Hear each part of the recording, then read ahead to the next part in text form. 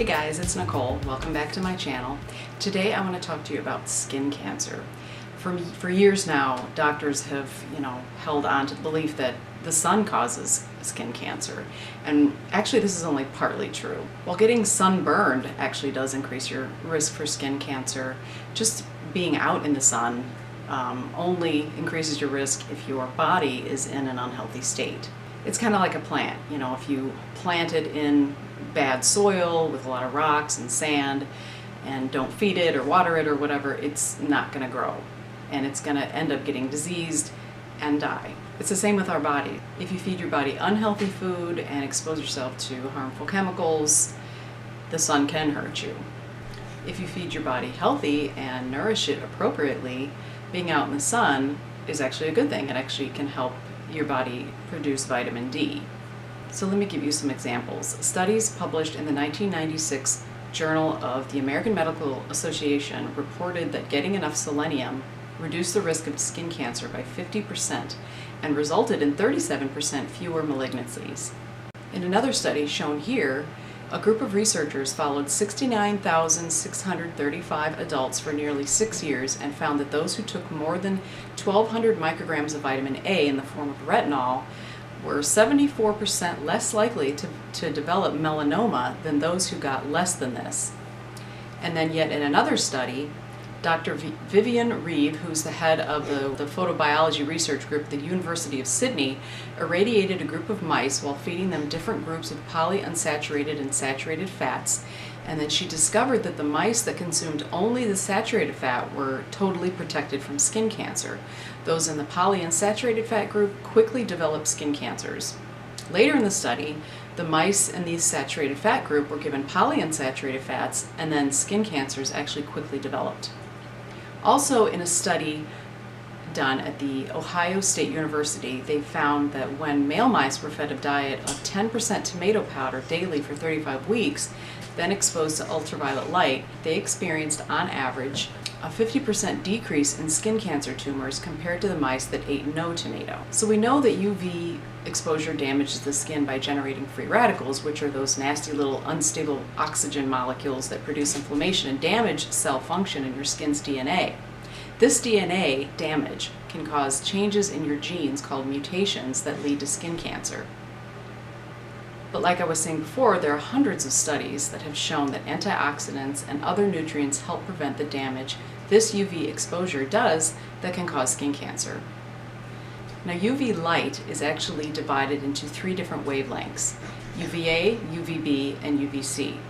Both UVA and UVB rays both can cause sunburn, but UVB is the one that produces vitamin D on the skin. The amount produced depends on many factors: exposure time, the amount of skin surface exposed, latitude, altitude, and skin pigmentation. UVB, however, does not penetrate the skin very deeply. The darker your skin is, the less it penetrates. UVC radiation is almost completely absorbed by the ozone layer and doesn't affect the skin. UVA rays penetrate the skin more deeply and can cause more free radical damage. Since UVAs are much more damaging and high during the daylight hours, wearing a sunscreen that doesn't protect you from UVA isn't going to give you any benefit, and most sunscreens only filter out UVB rays, not UVA, which are more harmful. This, on top of eating a poor diet, will increase your risk of skin cancer since you're more likely to stay out longer and suffer deeper damage. One of the most important things you can do to protect yourself from skin cancer is adjusting your omega-3 to omega-6 ratio. Most people eating the standard American diet eat a ratio of 20 to 1 or higher, meaning they're eating 20 times the amount of omega-6s to omega-3 fatty acids. The ideal ratio is about 4 to 1, maybe even 2 to 1. That is, you should be getting about 2 to 4 times the amount of omega-6s to omega-3s. The problem is that omega-6s are so abundant in our diets that it's very difficult to adjust this ratio unless you pay careful attention. Omega-6 fatty acids are mostly found in oils, polyunsaturated oils, such as corn oil, safflower oil, sunflower oil, sesame oil, soybean oil, peanut oil, and so on. They're also found in most whole nuts and seeds as well, so it's very important not to eat too many of these. And make sure you're getting more omega-3s, like from flax seeds, chia seeds, and hemp seeds. If you look at most packaged foods like chips, crackers, bread, cereal, and other snack foods, you'll most likely notice that they contain all those oils I mentioned and are high in omega-6s. And the other problem with these foods is that when these polyunsaturated fats are heated, they're damaged, and this damages your DNA. Omega-6 fats are easily oxidized with heat or light exposure. This is why it's imperative that you avoid most omega-6 oils in your diet. You still need them, but because these oils become incorporated into the skin cells, when you go out into the sun, the heat and light increases skin cancer risk. The other problem I see is with sunscreen. Researchers at the Environmental Working Group claim that close to half of the 500 most popular sunscreen products may actually increase the speed at which malignant cells develop and spread. This is because they contain things like retinol palmitate and a whole host of other toxic ingredients, like oxybenzone being one, which is a hormone disrupting chemical that easily penetrates the skin and enters the bloodstream. So how do we protect ourselves? If you're going to be at the beach all day and you have really fair skin like I do, wear protective UPF bathing suits. UPF stands for Ultraviolet Protection Factor. Make sure to buy long sleeve shirts and wear wide brimmed hats. If you're going to be swimming, you should probably put something on your skin, but I would choose an alternate type of sunscreen that's all natural without any toxic chemicals. The Environmental Working Group's website has a bunch of safe sunscreens to choose from. I like to use Badger brand sunscreen, but I only use it like once or twice a year or less. I don't go to the beach. I live in the Midwest, so I don't have a beach near me, but if we go swimming at a pool or something like that, because our neighbor actually just got a pool last year and my kids go over there a lot. So I have them wear their swim shirts and then this kind of sunscreen on their faces.